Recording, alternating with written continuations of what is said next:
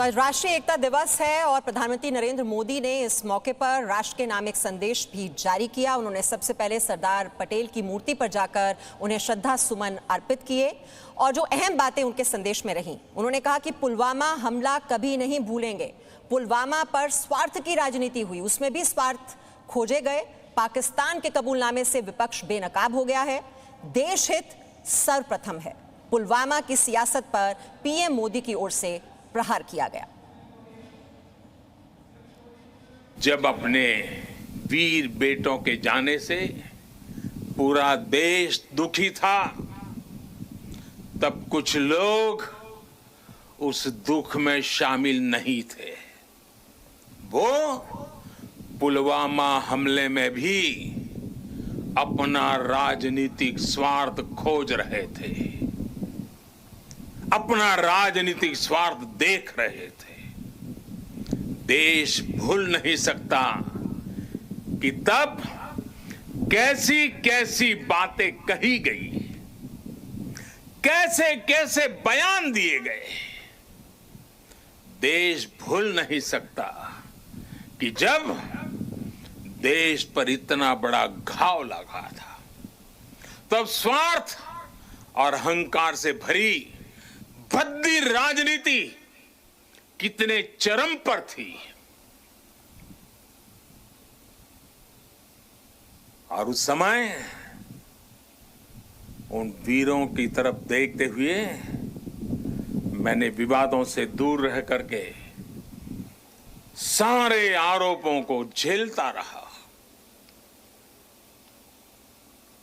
भद्दी भद्दी बातों को सुनता रहा।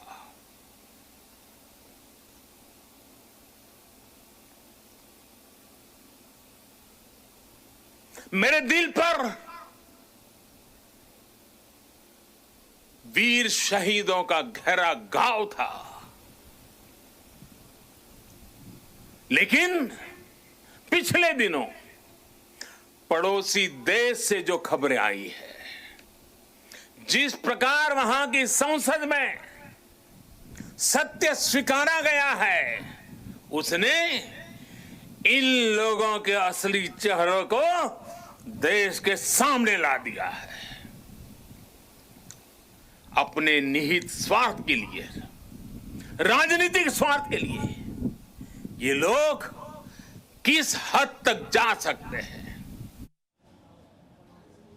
इस वक्त राजीव जेटली हमारे साथ हैं। राजीव जेटली जी, अब फवाद चौधरी के इस कबूलनामे के बाद टुकड़े टुकड़े गैंग को माफी नहीं मांगनी चाहिए? नहीं, आपको लगता है कि वो माफ़ी मांगेंगे? जिनके अंदर इतनी भी शर्म ना हो कि हमारे देश के जवान शहीद हो गए और शहीदों के ऊपर भी अगर वो प्रश्न उठाते हो तो उनसे आप अपेक्षा करते हैं कि वो माफ़ी मांगेंगे? वो कभी नहीं मांगेंगे। उनका सर्वाइवल इसी बात से होता है। उनका वोट बैंक कहीं ना कहीं उनको ऐसा लगता है, उनकी नज़र में ऐसा वोट बैंक है कि जब भी हम आतंकवादियों की बात करेंगे, जब भी हम प्रधानमंत्री पर उंगली उठाएंगे, हमारे देश के अंदर कोई अटैक करेगा, हम उसके बारे में पूछेंगे या उसका समर्थन करेंगे तो हमारे को कोई वोट ऐसा है जो झुकाव हमारी तरफ रखेगा। तो आप ये अपेक्षा मत करिए कभी भी माफ़ी मांगेंगे। उनका एजेंडा बिल्कुल साफ है। उनका एजेंडा साफ है कि इस देश के अंदर विभाजित करके किस तरीके से बड़े समाज का वोट लेना है और बाकी एकजुट करके जिन लोगों का वोट लेना है उनकी दुखती रख क्या है, ये उनके हिसाब से उनकी सोच है और वो कभी पीछे नहीं हटने वाले हैं अपनी सोच से। आज देखिए कितने बड़े बड़े हादसे हो जाते हैं और बड़े बड़े जो राष्ट्रीय पार्टियों के बड़े नेता हैं उनकी आंखें बंद हो जाती हैं, कान बंद कर लेते हैं, सुनना भी नहीं चाहते। ढूंढते हैं कहाँ पर हमें ऐसा मौका मिले, जो मौका या तो देश विरोधी गतिविधियों का हो, ऐसा मौका मिले जहाँ पर हमारा एजेंडा है वो सार्थक हो सके। तो ये देश बार बार देख रहा है। हम अपेक्षा भी नहीं करते और हम ये सोचते भी नहीं है कि ये लोग माफ़ी मांगेंगे। इनका एजेंडा बिल्कुल साफ है। देश में आज जो प्रधानमंत्री जी ने कहा, सरदार साहब पटेल ने जो बात रखी, सरदार साहब पटेल एक भारत श्रेष्ठ भारत का स्वप्न देखते थे और ऐसा नहीं है कि आज़ादी के बाद से वो स्वप्न किसी ने आगे प्रोपेल किया, किसी ने आगे चलाया। उसी टाइम पर जो भी बिल पास किए गए, जो निर्णय लिए गए, उन पे खिलाफत किसने करी? सरदार साहब पटेल ने करी।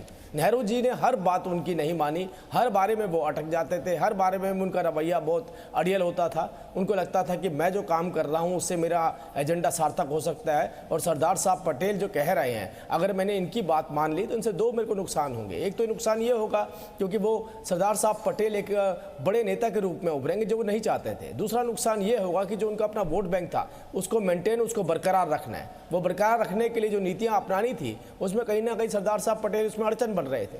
तो ये उनका जो स्वप्न है, हम कहते हैं उनको सच्ची श्रद्धांजलि यही है कि हम एक भारत की बात करें, एकजुटता की बात करें। एकजुटता की बात आप बताइए, किसी भी राजनीतिक पार्टी को बिठा लीजिए यहाँ पर और उनसे बोलिए, पूरे भारत के लोगों से अपील कीजिए एकजुट हो जाइए, वो नहीं करेंगे अपील। वो बार बार जातियों के आधार पर नाम ये दुश्मन देश के हाथों में खेलना, क्या ये उन वीर सपूतों का अपमान नहीं है जिन्होंने अपने जान न्यौछावर कर दी इस देश के लिए?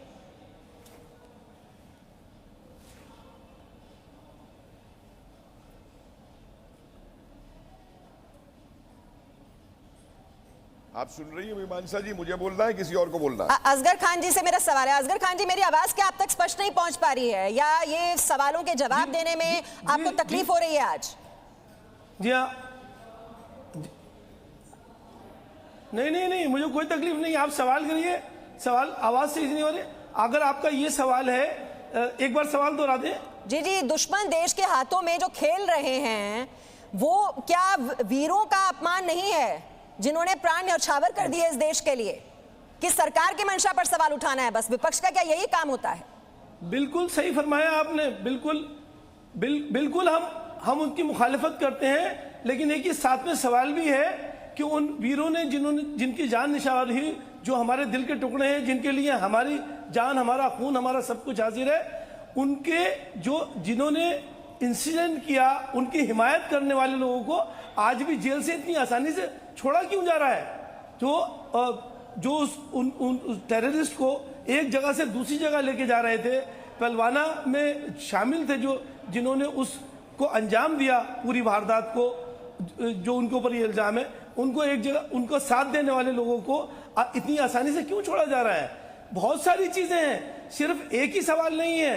सिर्फ आप टुकड़े टुकड़े गेम की बात नहीं करेंगे, टुकड़े टुकड़े गेम की भी बात करेंगे, गैंग की भी बात करेंगे, साथ में कपिल शर्मा की भी बात करेंगे, अनुर ठाकुर की भी बात करेंगे। लेकिन असगर खान साहब, जो विपक्ष को करना चाहिए आप उस पर कुछ नहीं बोलेंगे। वो पाकिस्तान के सुर में सुर मिलाता रहे, आतंकवाद का समर्थन करता रहे, देश विरोधी ताकतों के हाथ में खेलता रहे, तो उसमें कोई दिक्कत नहीं है। करने की कोशिश, लेकिन सरकार ने जो किया वो गलत किया, बस इतना काम है। चाहिए और हमें एक शख्स को, किसी एक शख्स को जेल के अंदर नहीं भेजना चाहिए। वो जो इस मुल्क की मुखालिफत करता है, जो मुल्क के टुकड़े टुकड़े करना चाहता है, उन सभी लोगों को जेल की सलाखों के पीछे जाना चाहिए, किसी एक को नहीं। हम नहीं, असगर खान साहब, जब ये कहा जाता है कि ये हमला कराया गया, सरकार इसमें भागीदार थी, ये तो सियासी फायदे के लिए, चुनावों में वोट लेने के लिए किया गया, ये सब सही है, आप इसको क्लीन चिट दे रहे हैं। देखिए, अभी हमारे साथी एक बात कह रहे थे कि ये वोट बैंक की बात है। बिल्कुल सही फरमाया, वोट बैंक की बात है। आज की सरकार भी वोट बैंक की बात करती है। फसाद और तमाम दंगे ये होते नहीं है, कराए जाते हैं, ये उन्हीं के वोट बैंक का सवाल होता है। जो कराया जा रहा है, जो करा रहा है, उसी के साथ तो शामिल होना ये गुनाह नहीं है। कैप्टन सिकंदर रिजवी, कैप्टन सिकंदर रिजवी, ये देश विरोधी ताकतों के हाथ में जो खेलते हैं, इस तरह के बयान दिए जाते हैं कि किसी तरह से लोगों को भड़काया जाए, ये देश को तोड़ना नहीं है तो और क्या है? कैप्टन सिकंदर रिजवी, और क्या इन्हें माफी नहीं मांगनी चाहिए? जी, मैं यहाँ पर एक उनके खिलाफ कार्रवाई कीजिए। अभी मैं जवाब दे रहा हूँ। मैं इतिहास, कार्रवाई होती है, आधों के साथ नहीं होती। अकबर खान साहब जरा सुन लीजिए, सुनिए। ये धर्म के सुन रहा हूं बीच में रख करके जब देश का विभाजन हुआ था कि मुसलमानों के लिए एक नया मुल्क बन गया, जबकि देखिए मुसलमान गए कितने थे, पख्तूनवा तो वहीं के रहने वाले थे, बलूची वहीं के रहने वाले थे, पंजाबी मुसलमान जो थे पंजाब के वहीं रहने वाले थे, सिंध के सिंध में रहने वाले थे। ये बिहार के और यूपी के थोड़े से लोग गए थे जिन्होंने जाके पाकिस्तान में नया एक मुल्क बना दिया। लेकिन सुन लीजिए आप, मैं यहाँ पर सरदार पटेल जी की एक बात कहना चाहूँगा, बहुत ज़रूरी है इस समय कहना, कि जब देश का विभाजन हो गया और 2 महीने हो गए थे विभाजन हुए, और उस समय महाराजा हरि सिंह, ये गिलगित बल्तिस्तान कश्मीर के महाराजा थे, वो उस तत्कालीन प्रधानमंत्री की बात नहीं मान रहे थे, भारत में विलय नहीं कर रहे थे और उन्हें मन उनका डगमगा रहा था, उस समय सरदार पटेल जी ने माधव सदाशिव गोलवालकर जी को, तत्कालीन सरसंघ चालक थे, उनको बुलाकर कहा था कि आप जाइए महाराजा को समझाइए और उनसे कहिए कि ऐसा धर्म ना करे या ऐसा ना करे कि हिंदुओं को लेके आप चले जाएं पाकिस्तान में, क्योंकि पाकिस्तान चाह रहा था कि महाराजा हरि सिंह हमारे पास आ जाए, हमसे मिल जाए या अपना राजपाट चलाते रहें।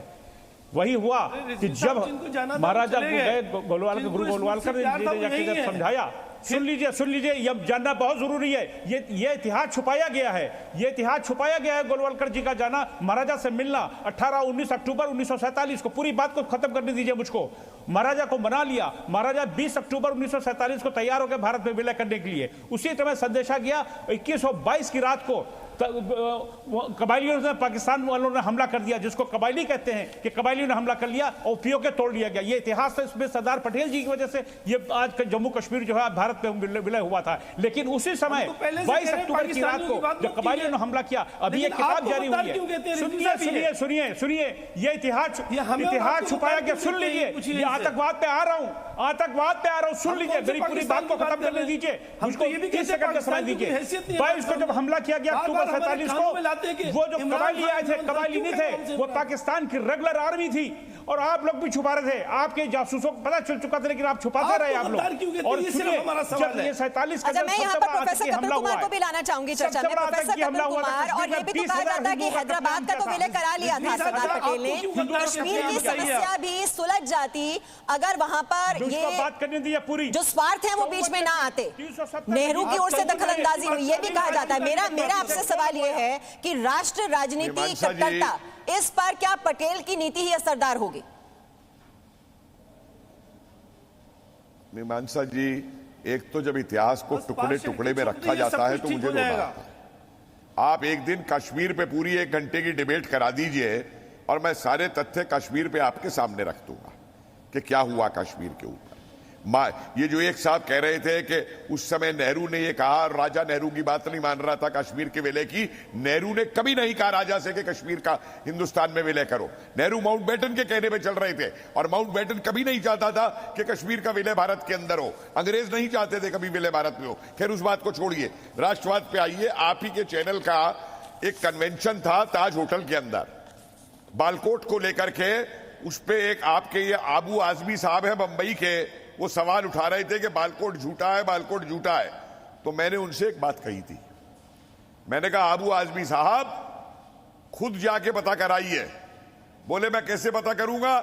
मैं कहा ऊपर चले जाइए और जितनी हूरें उनकी सेवा कर रही है ना, जितने बालकोट के बाद ऊपर पहुंचे हैं, उन हूरों से पूछिए कि कितने नंबर आए बालकोट के बाद में ऊपर, क्योंकि हूरों की कमी पड़ गई थी, इतने नंबर बालकोट के ऊपर गए। इस राष्ट्रवाद को बढ़ावा देने की जगह ये लोग सिर्फ हमारी सेना पे सवाल उठाना जानते हैं। और मैं एक जेटली साहब से एक सवाल करना चाहता हूं। जेटली साहब, मुझे इस बात का आपको आज जवाब देना होगा कि जितना टुकड़े गैंग है, अरुंधति रॉय है, इस तरीके के लोग हैं, आपकी हिम्मत नहीं है कि आप इनके ऊपर एक्शन ले सके। आप सिर्फ टीवी डिबेट में बोलते हैं कि राष्ट्र विरोधी है, राजीव जेटली जी जल्दी से जवाब, जो ये टुकड़े टुकड़े गैंग है, सख्त कार्रवाई क्यों नहीं की जाती है? जेटली जी जवाब दीजिए मुझे जल्दी से। राजीव जेटली जी, मुझे फिर इस डिस्कशन को रैप अप करना है। पासपोर्ट क्यों नहीं बंद करते? मैं मानसा जी एक बात बताना चाहता हूं। आप क्यों छोड़ दिया है आपने मुफ्ती को और अब्दुल्ला को? उनके छोड़ते ही कश्मीर में कत्ल शुरू हो गए। हम अकेले ऐसे लोग होते हैं जिनकी जवाबदेही तय होती है। हम अकेले ऐसे लोग होते हैं जिनकी जवाबदेही तय होती है। हर कोई एक्शन जो हमने लिया उन टुकड़े टुकड़े गैंग के खिलाफ या उन लोगों के खिलाफ या उन सोच वालों के खिलाफ जो हमारी आर्मी की सेनाओं को रोकने की नसीहत देते हैं, जो स्ट्रेटजी बताते हैं किस तरीके से आर्मी के आगे लेट जाना चाहिए, किस तरीके से टैंक रोकने चाहिए, जब हम उनके खिलाफ एक्शन लेते हैं तो मैं उसकी बात नहीं कर रहा हूं जेटली जी, न्यायालय में भी और सड़कों पर भी समर्थन में आकर जो जेएनयू में नारे लगे थे टुकड़े टुकड़े गैंग के, उन्हें क्यों गिरफ्तार नहीं किया गया? उन पे क्यों नहीं एक्शन किया गया? मुझे बताएं। गिरफ्तार किया गया, बिल्कुल गिरफ्तार किया गया, कानूनी कार्रवाई भी की गई उनके ऊपर। बिल्कुल नहीं किया गया। जो कश्मीरी जी नहीं, जो कश्मीरी, जो कश्मीरी, देखिए मुझे मत बताइए, मैं आपका प्रोफेसर साहब, मैं आपके साथ हूं। आपके मुझे जो गलत मत आपकी बताइए। भावनाएं, मैं उसका सम्मान करता हूं। यह हर किसी भारतीय के दिल में ये गुस्सा रहता है, ये गुस्सा है, मैं इसका सम्मान करता हूं, क्योंकि हर कोई भारतीय चाहता है कि जो हमारे देश को टुकड़े करने की बात करता है उन लोगों को फांसी पर क्यों नहीं लटका दिया जाता। ये आपकी नहीं, हर भारतीय की बात है। लेकिन जो लोग राजनीति करते हैं, जो लोग पाकिस्तान की भाषा बोलते हैं, जिन्हें अपनी सेनाओं पर विश्वास नहीं है, जिन्हें अपने देश पसंद नहीं है, जिन्हें मुल्क से ज्यादा मजहब की बात करनी है, जो मुल्क से ज्यादा किसी मजहब को अपनी तरफ इसलिए आकर्षित करना चाहते हैं कि वो मेरा बड़ा वोट बैंक है। मेरे पास वक्त इतना ही था, लेकिन सरदार पटेल ने जो हमें पद दिखाया था, यहाँ पर जो टुकड़े टुकड़े गैंग है उसके खिलाफ सख्त कार्रवाई की जाए, ये सरकार की जिम्मेदारी बनती है। विपक्ष की ये भूमिका है कि सिर्फ सवाल न उठाए जाएं सरकार की मंशा पर, वो भी एक जिम्मेदार भूमिका में नजर आए। और राष्ट्रीय एकता हम सब का दायित्व है, क्योंकि इसी से हमारा अस्तित्व है और देश हित सर्वोपरि। बहुत बहुत शुक्रिया सभी मेहमानों का चर्चा में शामिल होने के लिए। Presenting B News app available on Google Play and App Store. Download it now.